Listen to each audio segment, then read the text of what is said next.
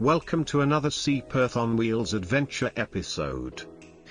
Don't forget to like, share and subscribe to our YouTube channel and visit our Facebook page for amazing updates. Click on the notification bell to get our latest posts. Lake Gnangara is the most southerly of the Wanneroo wetlands in metropolitan Perth, Western Australia. The state government's Wetland Atlas defines the body of water as a lake. The surrounding terrain is low dunes and undulating sand plains. The lake is fed by groundwater of the Gnangara Mound, which is contained by a thin layer of clay.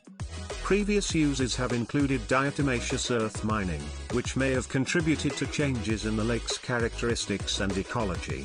The area is now the subject of a conservation plan and management strategies and protected from potential disturbance by mining activities. The lake reserve is an important part of the management of the mound. The lake surrounds were the site of a long-term Nyoongar camp as well as a Nyoongar community college.